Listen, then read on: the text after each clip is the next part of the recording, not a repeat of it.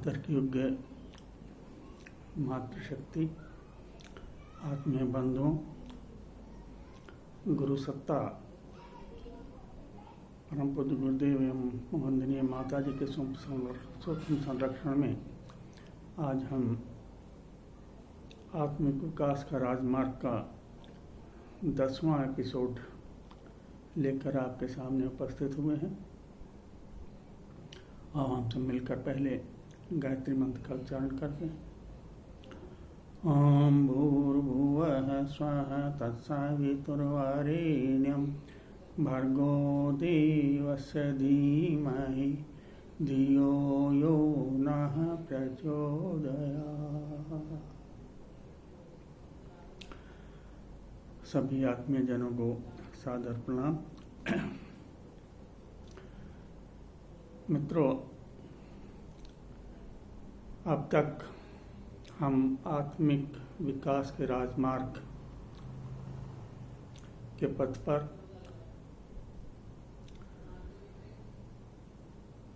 जो गुरुदेव ने सूत्र दिए थे, आस्तिकता, आध्यात्मिकता और धार्मिकता, उस पथ पर आगे बढ़ते हुए आस्तिकता के पड़ाव को पार करके आध्यात्मिकता पर पहुंचे और आध्यात्मिकता के 3 चरण गुरुदेव ने बताए: उपासना, साधना, आराधना। इस क्रम में पिछले एपिसोड्स में हमने उपासना पर चर्चा की।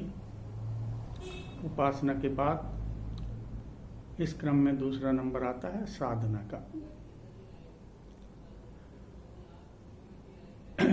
अगर इस क्रम से देखें तो साधना का दूसरा नंबर है।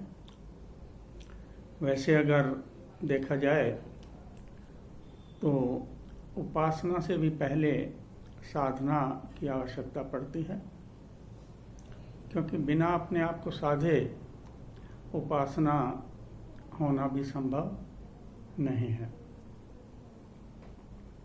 साधना क्या है? परम पूज्य गुरुदेव के शब्दों में अगर कहा जाए तो अपनी अनगढ़ता को सुगढ़ता में बदलना साधना है। एक मूर्तिकार एक पत्थर का टुकड़ा लेता है और सामान्य पत्थर पर जब वो अपने छेनी और हथौड़े से अभ्यास करता है तो वो पत्थर एक सुंदर मूर्ति में परिवर्तित हो जाता है, जो कि पूजा के योग्य बन जाती है। इसी प्रकार हम भी अपने गुरु के अनुशासन में अपने आप को साधकर महामानव ही नहीं बल्कि देव मानव तक अपने आप को ऊपर उठा सकते हैं। साधना का अर्थ है अपनी पात्रता को विकसित करना। साधना का अर्थ है अपने अंदर शिष्यत्व का जागरण करना। भगवान के या देवी शक्तियों के अनुदान वरदान तो बरसते रहते हैं, लेकिन उनको हम अपनी पात्रता के अनुरूप ही ग्रहण कर पाते हैं। और जब तक हमारी पात्रता नहीं होती, हम उसमें से कुछ भी प्राप्त नहीं कर सकते। इतना ही नहीं, एक ही पुस्तक अगर 3-4 लोगों को पढ़ने के लिए दी जाए और आप उनसे पूछें कि इसमें क्या पढ़ा है, तो अपनी अपनी पात्रता के अनुसार उन सब का अलग अलग जवाब होगा। पुस्तक एक ही है, पढ़ा सबने उसी को है, लेकिन उसमें से जो उन्होंने ग्रहण किया है वो सब अलग अलग ही होता है। मैं अपना व्यक्तिगत अनुभव ही बताता हूँ कि प्रारंभ में मैंने गुरुदेव की जो पुस्तक है सुनसान के सहचर, वो पढ़ी, लेकिन पढ़कर मुझे ऐसा लगा कि ये तो कोई विशेष बात नहीं है, सामान्य सा यात्रा वृतांत है, परंतु जब उसी पुस्तक को मैंने दोबारा 4-5 साल के बाद पढ़ा तो मुझे एहसास हुआ कि इस पुस्तक में तो अध्यात्म का बहुत सार संग्रहित है। अगर हमारी पात्रता विकसित हो जाए तो हम प्रकृति के प्रत्येक क्रियाकलाप से प्रेरणा और शिक्षा ग्रहण कर सकते हैं। और गुरुदेव ने वही सब उस पुस्तक में वर्णन किया है कि किस प्रकार से हमें झरने, पहाड़ी, पशु पक्षी सभी शिक्षा देते हुए, प्रेरणा देते हुए दिखाई देते हैं। मित्रों, पुराणों में वर्णन आता है कि दत्तात्रेय के 24 गुरु थे। तो 24 गुरु कैसे थे? वो सब उनकी पात्रता का ही परिणाम था। उन्होंने अपनी पात्रता को विकसित किया, जिसके परिणाम स्वरूप उन्होंने वैश्या को भी एक गुरु रूप में ही देखा, सांप को भी गुरु रूप में देखा, और इस प्रकार से उन्होंने सभी से प्रेरणा और शिक्षा ग्रहण की। तो पात्रता का विकास हमारे आत्मिक उत्थान में बहुत आवश्यक है, और ये हमारी साधना का ही परिणाम होता है। साधना है एक क्रम अपने संचित संस्कारों को धोने का। कई लोगों से बातचीत होती है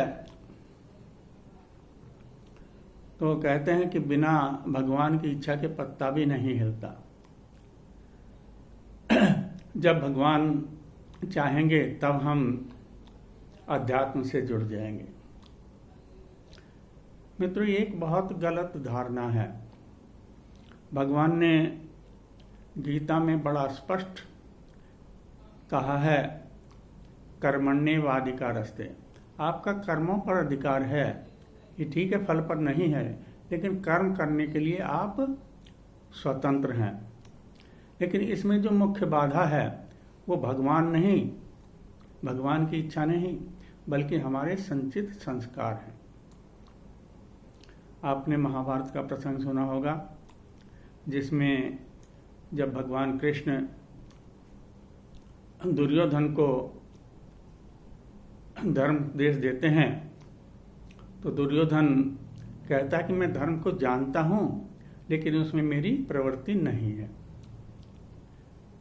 मैं अधर्म को भी जानता हूं, लेकिन उससे मेरी निवृत्ति नहीं होती। क्यों नहीं होती? क्योंकि उनके जो संचित संस्कार हैं वो उनको बाध्य करते हैं उसी दिशा में चलने के लिए। संस्कारों का एक बहुत बड़ा चक्रव्यूह है। जब भी हम अपने पिछले संस्कारों के वशीभूत कोई कार्य करते हैं तो वो कार्य भी अपनी एक छाप छोड़ जाता है